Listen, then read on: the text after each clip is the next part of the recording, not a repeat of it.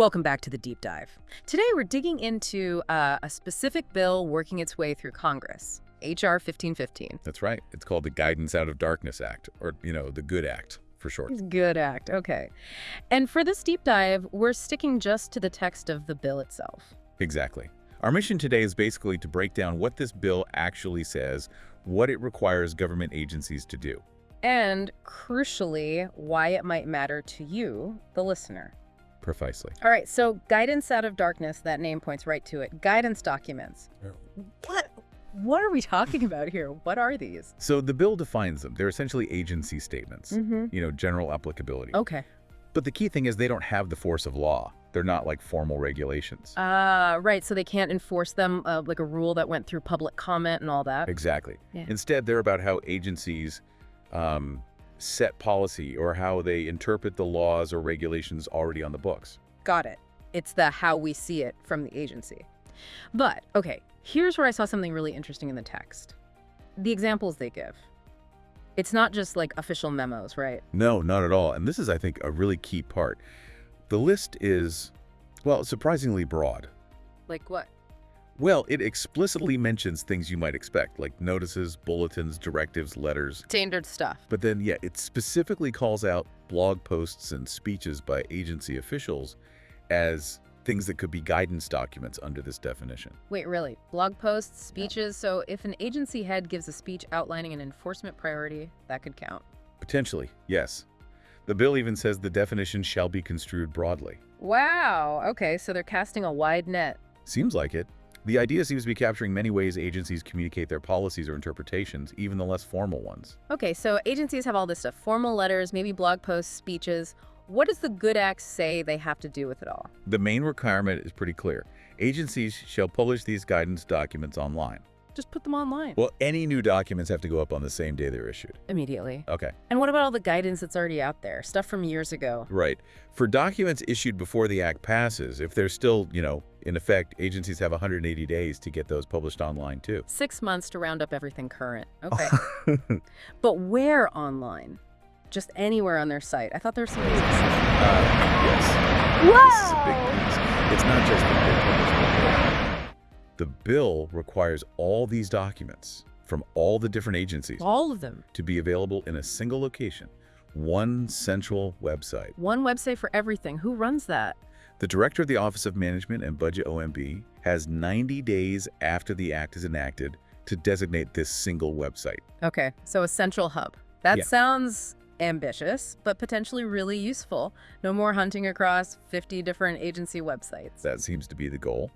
And each agency also has to put a really obvious link on its own website that points directly to this central hub. Makes sense. Lead people there. Now, are there exceptions? Does every single guidance document have to go up? There's a key exception. Freedom of Information Act, or FOIA. If a guidance document is exempt from disclosure under FOIA, maybe it contains classified info or sensitive internal deliberations, then it doesn't fall under this Act's publishing requirement. Okay, that tracks. What about old guidance? Stuff that's been withdrawn, or maybe a court struck it down. Does it just vanish? No, actually. The bill says agencies need to keep those rescinded documents on that central site. Oh, really? Why? Well, they have to clearly mark them as rescinded, show the date it happened, and if a court did it, list the court case.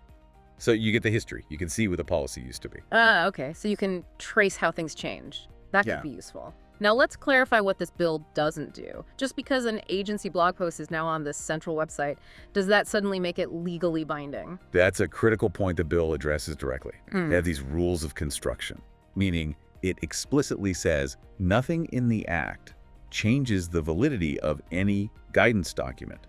Putting it online doesn't give it the force of law if it didn't have it before. Right. Guidance is still guidance. Exactly. And it also doesn't affect whether Congress can review a document. This is purely about access and transparency. Finding this stuff. Shining a light, like the title says. And is there any check to make sure agencies actually follow through? Yes. The Comptroller General, who heads the GAO, the Government Accountability Office, has to report back to Congress within 5 years on how well agencies are complying. Okay, so there's some oversight built in. Now let's bring it back to the listener. Why should, someone tuning in care about a bill dealing with agency documents and websites? It sounds a bit bureaucratic. Well, it might sound dry, but think about it. Agency guidance can affect you pretty directly. How so? Say you run a business, right? Mm-hmm. And you're trying to figure out how a new environmental regulation applies to you. Or maybe you're applying for a federal grant, or even just trying to understand the rules for, I don't know, drone flying. Agencies use these guidance documents to explain how they plan to interpret and enforce those rules, making them easy to find, all in one place. That could bring a lot more clarity. Predictability, even. So less guesswork when dealing with the government. Potentially, yes.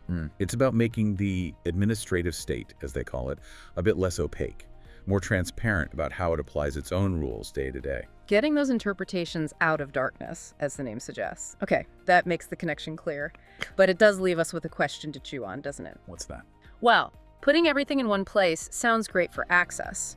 But if you're consolidating potentially millions of documents, everything from very formal policy statements down to maybe blog posts, will that sheer volume actually make it easier for you to understand what the government's position is? Or could it create a different problem? Just information overload. That's a really interesting point. Does a giant library automatically mean better understanding? Something definitely worth thinking about as this potentially gets implemented.